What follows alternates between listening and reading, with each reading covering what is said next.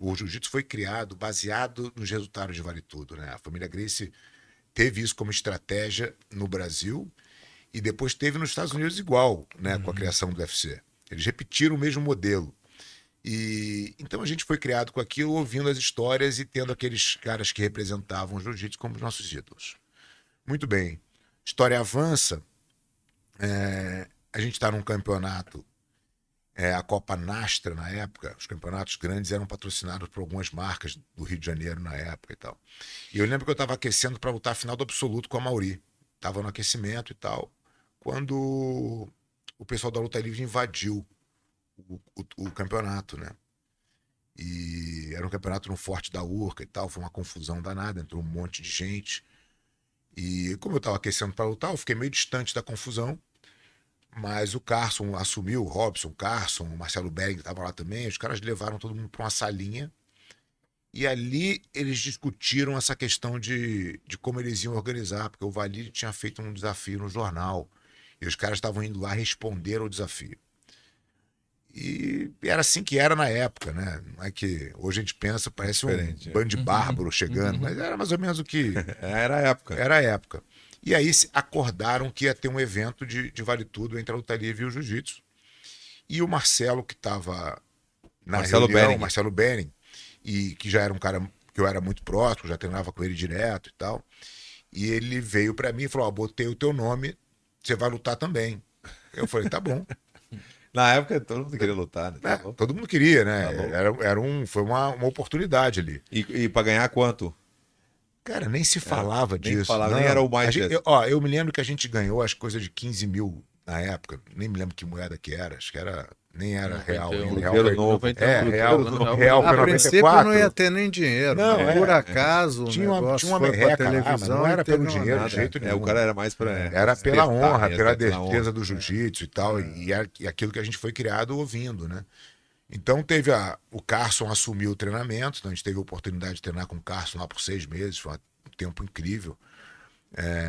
Aprendi muito e fiz grandes amigos lá dentro, né? Que eram meus rivais, o próprio Mauri, Murilo, Zé Mário, todo mundo que a gente Libório, que a gente lutava contra, a gente ficou muito próximo, a gente pôde conviver muito, muito tempo junto. Foi uma época que o jiu-jitsu se uniu completamente, né? Porque era o jiu-jitsu contra a luta livre, era uma bandeira só. Pô, foi uma noite de gala, né, cara? A gente teve uma apresentação perto da perfeição aí, 3-0, indiscutível vitória. E eu Vale acho tudo, não era MMA. Sem luva, vale sem tudo, Vale atadura. tudo, sem luva. sem luva, o tempo era um round de meia hora, né? Meu Deus, cara. Era legal. Que era pra não ter round, né? Era pra terminar mesmo e alguém ganhar. E isso muda muito, né? Quando você vê como o Vale Tudo evoluiu pro MMA, cara, o MMA virou esporte, virou entretenimento, né? Mas você sabe que você entra num lugar com uma certa proteção, né? Pela regra, pela luva, pelo médico, pelo monte de coisa que tem ali, que tem que ter mesmo, senão o Claro, esporte pela jamais integridade teria do chegado atleta, Onde chegou? onde chegou. Mas naquela época não tinha nada. A preleção do mestre João Alberto Barreto dentro do nosso vestiário foi a seguinte: falou, olha, vocês estão entrando para defender a bandeira do jiu-jitsu, então eu quero que vocês entendam que braço quebrado, dente perdido, olho, visão perdida, o que for, tudo vai virar olha só. medalha no nosso museu. Nosso corner não tem toalha, ninguém vai salvar vocês lá de dentro. Boa. E aí? Vai ou não vai? Essa era a preleção, né? Então, assim, é isso que eu falo. Quando a gente fala da diferença, né, do que era o Vale Tudo, do que é o MMA, é nessa questão, assim. A gente estava defendendo algo maior naquela época, muito maior do que a gente, né? Então não tinha dinheiro envolvido, não tinha nada, era pela honra mesmo. Na verdade, o negócio atingiu uma dimensão, né? O Fábio falou aí, de muita organização, porque a TV Globo, inclusive, na época, encampou a ideia, e eu me lembro que o Miguel Pires, que era um dos diretores, ele fazia aula com o Fábio, era filho de um general famoso, ele era um dos altos executivos dessa empresa. Então, eu não sei de quem foi a ideia, talvez o Robson sugeriu, aí já entraram alguns patrocinadores e tal, que esse evento ele ia acontecer no matter what. entendeu? De qualquer maneira. E ia ser um eventozinho bem fundo de quintal, mas que podia degenerar numa coisa muito grave, né? Na época. Mas aí foi um negócio que tentaram organizar de uma forma melhor, mas terminou que deu bagunça do mesmo jeito, porque foi feito no Grajaú Tênis Clube, o Country Club, né? Que era um Grajaú Country Club.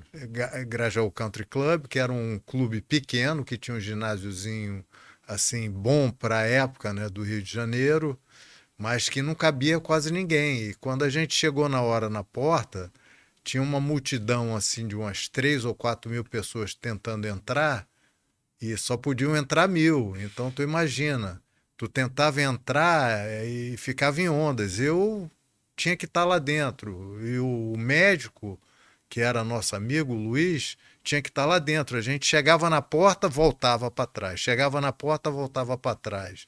Daqui a pouco o pau comeu, tiro sendo disparado pela polícia, aí correria, mas eu corria e voltava. Porque os caras queriam ver o evento. Aí quando finalmente a gente conseguiu entrar molhado de suor depois daquela briga, para entrar, né? Porque você tinha que literalmente brigar com a multidão para passar na frente e chegar na porta e falar, não, sou eu e tal. Ah, não, esse cara aí pode.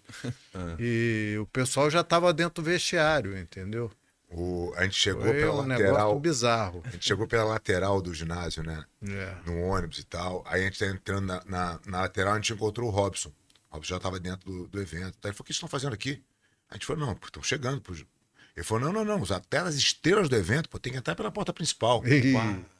Aí, gente, tá bom. Vamos lá, né? Cara, quando a gente foi dar a volta, era isso que o Jacaré descreveu agora, uma multidão. Uma multidão. E aí faz o trenzinho, os lutadores estão chegando e tal, mas imagina, cara, uma confusão assim, a gente demorou tipo meia hora pra conseguir entrar. Pra lutar ainda. Pra lutar ainda. Pra lutar. Quer dizer, essa era a organização. Não acredito. E aí você entra num ginásio lotado, mas com estrutura muito precária para os dias de hoje, mas que na época era o que era. Era o A gente top. estava acostumado a lutar também. O jiu-jitsu tinha aquela coisa, né, cara? O mais longe que a gente ia lutar na minha época era Niterói. Viagem internacional. A gente atravessava a ponte. Agradeceu. E hoje você vê onde o jiu-jitsu chegou, né, cara? Vai, Campeonatos em impressionante a todos, diferença, né? em todos os cantos E é do legal, mundo, né? que nem assim quando tu vai montar, a gente tava até vendo hoje, né, o meu negócio que eu vou abrir, que é tu ver sem nada, aí depois, por exemplo, vocês foram ali e viram que sem nada, daqui a pouco vocês vão voltar, vão ver com tudo. É praticamente isso aí, né? Antes não tinha nada e hoje em dia tu vê, Não, o jiu-jitsu tá pronto, o negócio é tá... impressionante, né? E aí você vê onde a gente estava, pô, o Jacaré mais ainda do que eu, porque ele estava mais cedo do que eu nessa história. Mas, cara, o jiu-jitsu era a realidade no Rio de Janeiro, ali, Zona Sul do Rio. Acabou. Entendeu? E. Niterói era e aí, festa. não, né, e aí você Niterói? tinha a turma do subúrbio, que rivalizava com a Academia Gracie, depois com a gente um pouco e tal. Niterói, e era isso, entendeu? E aí, de repente, cara, surgiu a confederação. Acho que nesse ponto o Carlinhos foi realmente visionário. Desde o começo foi o Carlinhos? Na visão dele. Não, tinha o Robson na Federação da Guanabara, que existe até hoje, mas o Carlinhos saiu e montou a Confederação Brasileira, Confederação. que foi fundada também em 93. Foi Aliança, Confederação Brasileira e UFC. Aham. Ah, é verdade, 93. Tudo em 93. É verdade. Quer dizer, um movimento, Bom. grandes movimentos na luta aí e tal. E quando a Confederação surgiu, o Carlinhos realmente teve essa visão de que o jiu-jitsu podia ser grande, podia ser mundial. E ele foi atrás disso. As pessoas meio que ridicularizavam ele. Falavam, o Carlinhos tá louco, não vai dar certo nunca e tal. E aí, hoje em dia... Aí, Vendo essa entendeu? história, tu acha que tem chance de um dia ainda o jiu-jitsu ser um esporte olímpico? A chance tem. Agora, a pergunta é, seria bom? É. Entendeu?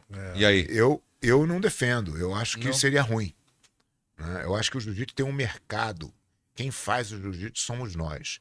As academias fazem o jiu-jitsu. As academias entregam o jiu-jitsu. As academias fazem as competições. A competição, ela é... Hoje a IBJJF, que é a entidade principal, ela é uma empresa privada que surgiu da Confederação Brasileira, que o Carlinhos montou, mas é uma ideia dele. É como se fosse uma NBA, como se fosse uma entidade privada. Não tem governo lá dentro. Né? Quando a gente tem não algum tem problema política, no não tem. jiu-jitsu, eu pego o telefone, ligo na federação e falo, cara, estamos com esse problema assim, como é que a gente resolve? Né? Não tem burocracia. As pessoas boa. do jiu-jitsu fazem o jiu-jitsu. E quando você vai para um caminho olímpico, você, claro, tem os benefícios e é legal. E quando eu era atleta, o meu sonho era poder um dia participar de uma Olimpíada e tal. Mas olha as atividades, as artes marciais que são olímpicas e olha quem vive da arte marcial. Quem ganha dinheiro com judô? Quem ganha dinheiro com taekwondo? Talvez meia dúzia que está lá no topo da organização. É isso aí. Né?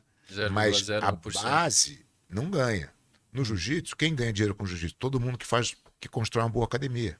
E esse mercado é livre, qualquer um pode fazer. Não tem regulação, não tem nada. O mercado se regula. Se está a fim de montar uma academia, vai lá e monta. Se você fizer um bom serviço, você vai ter alunos vão pagar pelo serviço, você vai ganhar dinheiro. Né? Então isso faz com que o jiu-jitsu cresça no mundo inteiro.